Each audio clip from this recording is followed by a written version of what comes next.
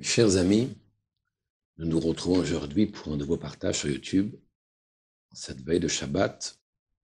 Nous sommes aujourd'hui le 25 Tammuz, Hei Tafshin Pei Gimel, 5783, et nous terminons ce Shabbat, le 4e livre de la Torah, Bamidbar, avec 2 parachiotes, Matot Mas'eh. J'aimerais que nous puissions aujourd'hui partager toute une réflexion sur cette paracha. La paracha Matot que nous lirons demain nous indique une guerre, une vengeance. Akadosh Baruch Hu Hashem demande Nikmat Hashem Bemidian, à ce que l'on venge la colère de Dieu par le fait de se battre contre Midian. D'ailleurs, c'est ce que la Torah dit dans Parashat Mincha déjà, Tsaror et Hamidianim veikitem otam. Tu te dois d'oppresser les Midianim et vous devrez les frapper. Mais quelle est exactement la volonté d'Hachem à travers cette guerre, à travers cette vengeance? Quand on parle Nikmat Hashem be Midian, comme si Midian est une nation, est un peuple qui porte atteinte, va-t-on dire, à l'intégrité de la grandeur d'Akadosh Baruch Hu. Combien de peuples ont attaqué le Klal Israël? Et pourtant, on ne voit pas ce terme de Nekama, de vengeance. Quelle est l'idée? Un jour, le maître de la psychanalyse qui s'appelle Sigmund Freud, qui était lui-même un maître dans la psychologie, a un jour demandé au Rabbi Rachab, Rabbi Shalom Ber, qui était le 5e rabbi de Lubavitch, il lui a posé la question suivante. Il lui a dit, la Chassidoute enseigne à ce que Moach shalit al halev, à ce que l'intellect domine les sentiments, à ce que l'intellect soit là pour diriger le cœur et faire en sorte que le cœur veuille et désire les bonnes choses. Et que le cœur soit présent pour diriger le moach, pour que l'intellect prenne les bonnes décisions. Demande Freud au Rabbi Rachab, c'est une chose qui est extrêmement difficile. Le moach, l'intellect est quart et froid, alors que le cœur il est chaud, il est cham. Comment peut-on créer ici cette hatama, cette corrélation? Comment peut-on créer cette influence entre Shne Olamot Nifradim Negamri, entre deux mondes qui sont totalement opposés? Le Rabbi Rachab lui répond, lui dit effectivement, c'est ça le travail qu'il faut effectuer. Le travail qui est à fournir, c'est justement d'établir ce lien entre Moach et Lev. Il faut créer un gesher, il faut créer un pont.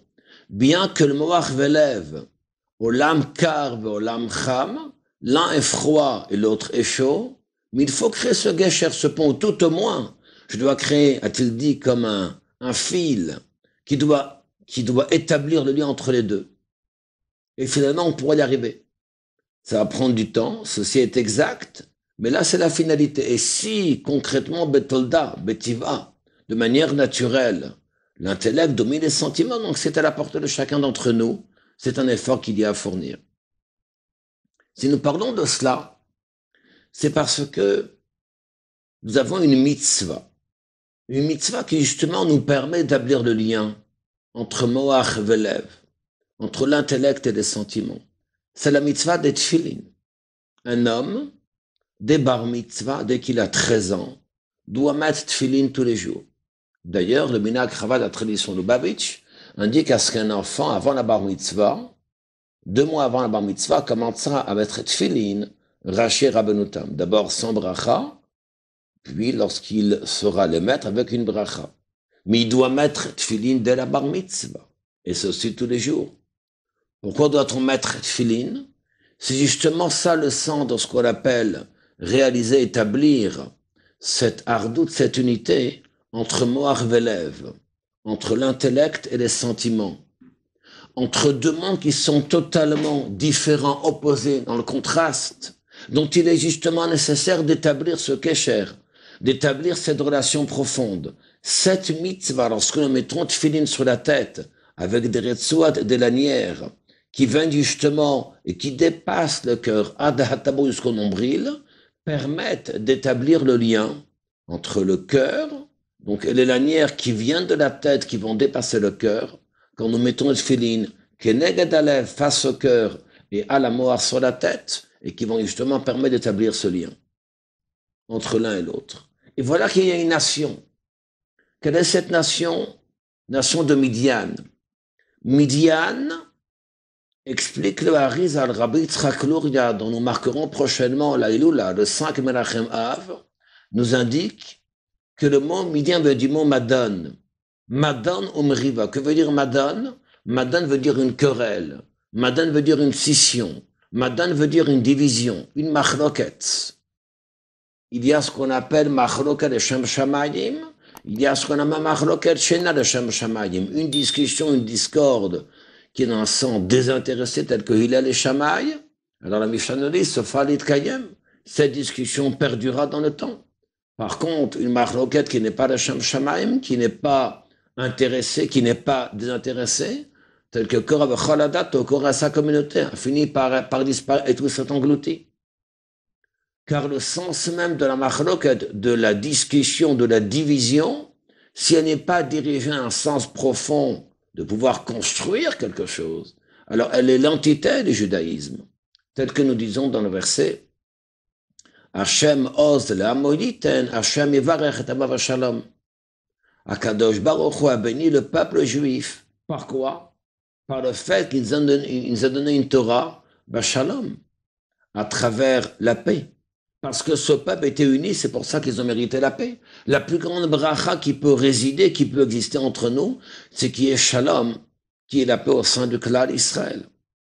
Tous les ennemis du Klal Israël, principalement, ont vu leur naissance du peuple juif.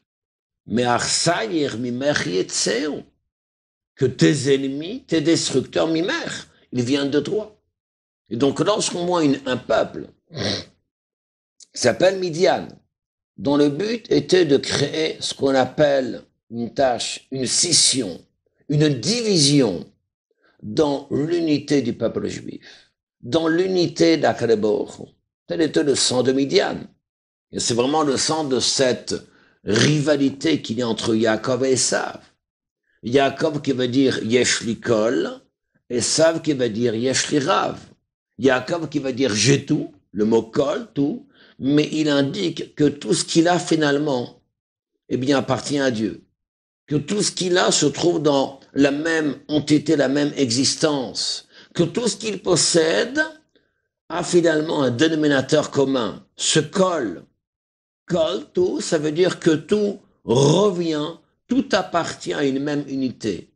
Il dévoile l'unité profonde dans chaque chose qui lui appartient, membre de sa famille, matérialité et spiritualité, c'est une seule chose. C'est le principe même du Magen David que nous avons, qui est cyclique et qui montre que finalement, il n'y a ni mala, ni mata, ni haut, ni bas, ni droite, ni gauche, ni sud, est, ouest, nord, sud. Tout se retrouve bli reshit, bli tachlit, avec ni début, ni fin, bli roche ou bli sof, ni une tête et ni une fin. C'est ce qu'on appelle la profonde unité ardout. C'est l'unité d'Hachem qui a toujours existé, qui existera toujours. Hachem Melech, Hachem Malach, Hachem Lor, Hachem règne. Il régnera pour l'éternité. Il est intemporel. Hachem Emet, Hachem est vérité. Et le peuple Israël s'inscrit dans cette profonde unité. Par contre, Esav, qui veut dire Shli Rav, Rav indique j'ai une multitude de choses. Ce sont des détails qui sont différents les uns des autres et qui n'appartiennent pas à un même groupe. On ne peut pas créer une profonde unité familiale. On ne créera pas une unité dans les différentes pensées. Nous pouvons penser différemment, mais nous sommes attachés au même socle, tel qu'on a expliqué dans nos cours précédents concernant les 7 branches de la menorah. Il y a peut-être 7 branches, mais un même socle. Esav n'appartient pas à un socle commun.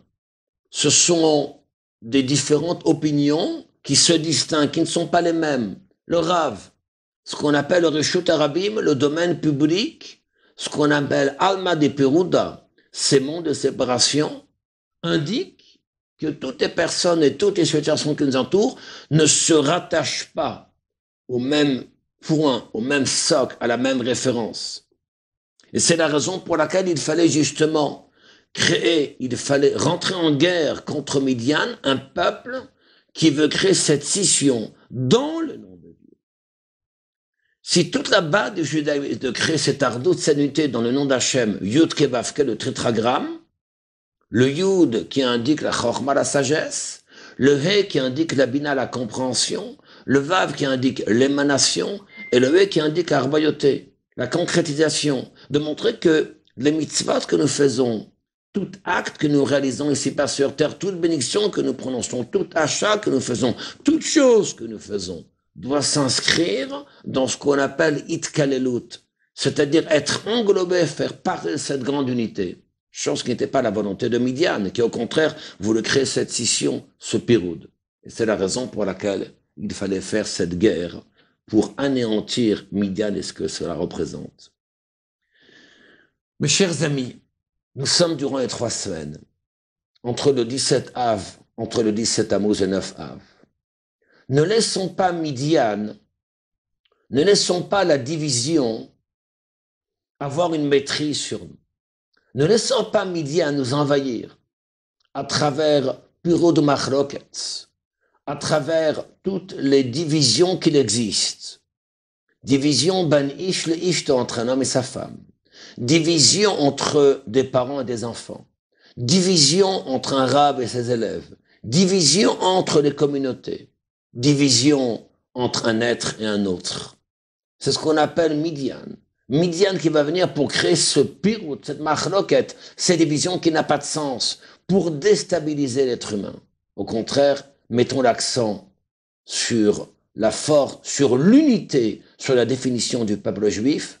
N'est-ce pas Ardout Israël, la vraie unité du peuple juif, Yesh Likol, de montrer la Itkalelut, l'unicité de tout ce que nous avons sur un point commun. À très bientôt.